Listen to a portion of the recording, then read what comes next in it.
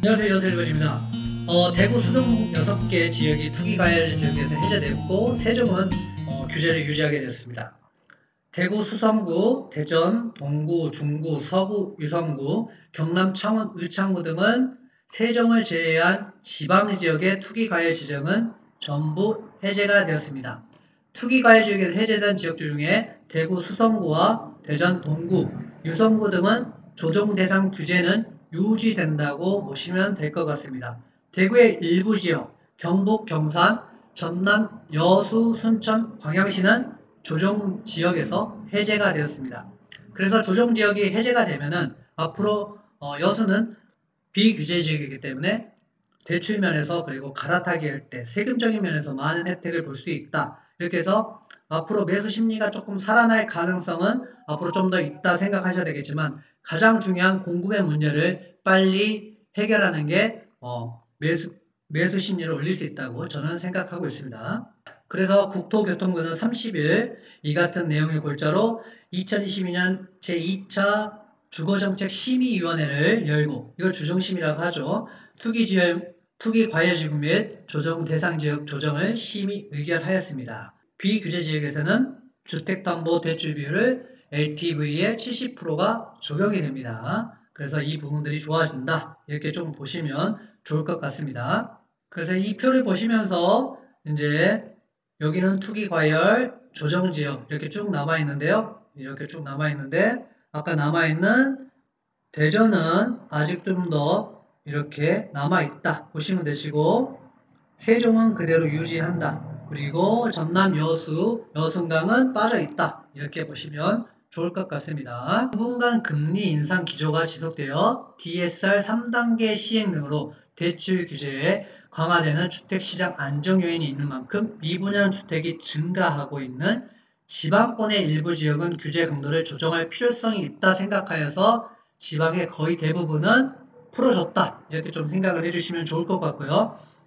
다만 일부 의원들은 주택가격 상승률, 청약 경쟁률, 미분양 추이 등 규제 지역에 지정하는 정량적인 요소 외에도 정비사업 등 개발 기대감, 지역 특성, 외지인의 매수세 등을 충분히 고려해서 해야 한다는 얘기도 있습니다. 그래서 이런 부분들이 지표상으로 좋게 나온다면은 아직도 해제 안 될 수도 있다. 세종은 그래서 해제가 되지 않았다라고 생각을 해주시면 좋을 것 같습니다. 그리고 이제 여수를 전체적으로 보시면 전체적으로 이렇게 매매가 이렇게 쭉 올라가다가 지금 떨어지고 있는 상황입니다. 그리고 전세도 이렇게 가다가 올라가다가 떨어지고 있는 상황입니다. 그래서 이렇게 좀 붙은 지역에서 붙었을 때 투자를 하시면 가장 좋겠죠. 가장 좋은 건 언제냐면 전세와 매매가 이렇게 크로스가 일어나면서 이런 부분에서 투자를 하신다면 여기서부터 여기까지 수익을 거두실 수 있다. 이렇게 좀 보시면 좋을 것 같습니다. 지금은 어떤 상황이냐 보시면 이 전세지수가 이렇게 떨어졌고 매매지수도 떨어졌는데 전세지수는 이렇게 고개를 들기 시작했습니다. 그러면 보시면 여기도 전세지수가 먼저 이렇게 고개를 들고 그 다음에 매매지수가 이렇게 고개를 드는 것을 볼 수가 있습니다. 그래서 전세가 이렇게 고개를 든다면 매매도 조만간 고개를 들지 않을까 이렇게 생각을 합니다. 그래서 어떤 분들은 나는 이렇게 좀 오르면 살래, 어떤 분들은 좀 떨어졌을 때 그래도 나는 밑바닥에서 좀 주워보겠다 이런 분들도 있고, 여러가지 포지션이 다르고 주택이 1주택자냐 무주택자냐 그리고 2주택자냐 그리고 다주택자냐에 따라서 포지션은 달라진다, 이렇게 좀 생각을 해주시면 좋을 것 같습니다. 그래서 지금은 전세가 이렇게 올라가고 있다. 매매도 앞으로 올라갈 가능성이 크다. 그리고 이번에 가장 중요한 공급의 문제는 아직 해결되지가 않았습니다. 왜냐하면 공급이 제가 말씀드렸다시피 웅천에만 4,744세대가 들어왔고요.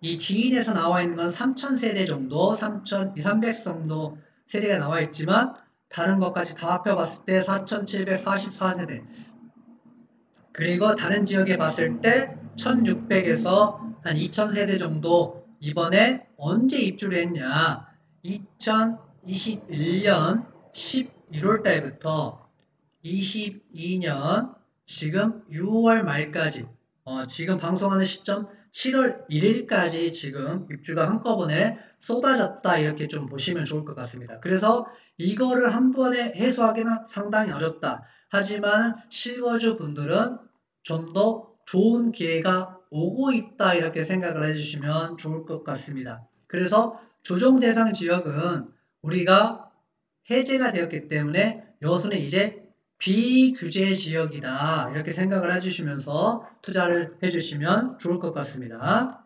조정 대상 지역에서 비조정 지역으로 해제될 시 어떻게 바뀌는지 등기 후 전입 의무가 없어집니다. 그래서 비과세가 가능하다. 청약 조건들이 변화해서 세대주가 아닌 세대원들도 가능하다. 지금은 보통 아버님이나 어머님이 세대주를 하고 있지만 자식들도 세대원도 청약이 가능하다. 이런 부분에서 이제 상당히 메리트가 있어집니다. 그리고 전매 제한이 해제가 되기 때문에 지금 분양권을 만약에 내가 청약이 당첨이 돼도 팔지를 못하였다면 이제부터는 파는 게 가능하다. 이렇게 생각을 해주시면 좋겠고요. 2주택 취득세가 중과가 배제가 됩니다. 그래서 지금은 여수에서 만약에 한 채를 갖고 있고 한 채를 더 사신다면 바로 8%가 됐지만 이제는 한 채를 더 사셔도 그대로 1%로 유지된다. 이렇게 보시면 좋겠고요.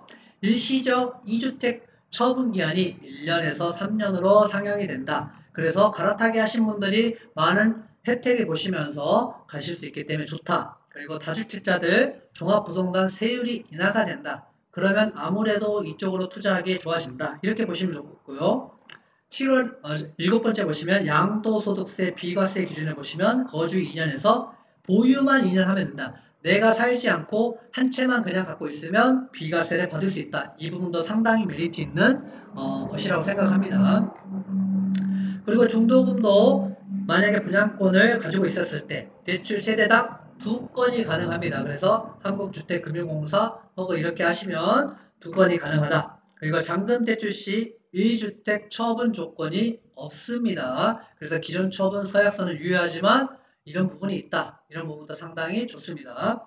그리고 자금 조달서 계획서 제출의 의무가 없습니다. 이거 상당히 귀찮죠? 근데 이거 안 해도 되니까 그래도 우리가 거래하기 좀 편해졌다. 이렇게 생각을 해주시면 좋겠고요. 다주택자 장기 보유 특별 공제가 최대 30%가 됩니다. 그래서 이 부분도 세금을 조금 더 절약할 수 있다. 이렇게 생각을 해주시면 좋겠고 1주택자는 최대 80%까지 가능하다. 이렇게 생각을 해주시면 좋겠습니다. 이런 부분이 상당히 좋아졌기 때문에 여러분들에게도 많은 혜택에 갈 수 있고 거래가 조금 더 일어날 수 있다. 이렇게 생각을 해주시면 좋을 것 같습니다. 요새 한 아파트를 갖고 왔는데요. 언제부터 투자 수요가 유입이 되느냐 이렇게 보시면 이렇게 전세가가 많이 붙으면 투자자들이 진입할 가능성이 커집니다. 지금은 이렇게 갭 차이가 많이 납니다. 거의 예전에는 붙어서 1,000만원, 2,000만원이면 투자할 수 있었지만 보시면 이렇게 1,000만원, 2,000만원이 투자할 수 있었지만 지금은 어때요? 상당한 많은 금액을 거의 1억 이상을 투자를 해야 되기 때문에 이런 부분들이 해소가 될 때쯤 투자자들은 들어올 가능성도 크다. 아니면 조금 더 목돈을 가지고 투자하실 분들도 있겠지만 전세가가 어느 정도 받쳐졌을 때 그때부터는 투자 수요가 들어올 수 있다. 그러면 그때부터는 분위기는 확 좋아질 수도 있다. 이렇게 생각을 해주시면 좋을 것 같고요. 그래서 이런 부분들 언제 내가 들어가야 될지 생각해 보시면 좋을 것 같습니다. 그래서 여러분들이 내가 전세를 구하시는 분도 있을 거예요. 전세를 구하기는 지금은 참 좋죠. 그래서 어떤 전세를 구해야 될지는 여러분들이 생각을 해보시고요. 위에 전화번호를 연락 주시면 제가 친절하게 상담해 드리겠습니다. 그리고 매수 매도도 여러분들이 언제 해야 되냐, 나는 이 물건을 팔아야 될지 안 팔아야 될지 궁금하신 점이 많으실 겁니다. 그래서 매수 매도도 여러분들이 한번 전화를 주시면 저희가 친절하게 상담을 해드려서 여러분들에게 자산 증식에 도움이 되도록 하겠습니다. 그래서 매수 매도는 자기가 무주택자냐 그러면 아니면 1주택자냐 2주택자냐 다주택자냐에 따라서 포지션은 바뀌고 매수할 수 있는 것과 매도해야 될 것이 다 각각 다릅니다. 그래서 무조건 좋다, 무조건 나쁘다라고 얘기할 수 없고 본인의 처한 상황이 다르기 때문에 그 부분은 위쪽에 보이시면 전화번호 있으니까요. 제가 직접 받으니까요. 확인하셔서 전화 주시면 친절하게 상담을 도와드리겠습니다. 감사합니다.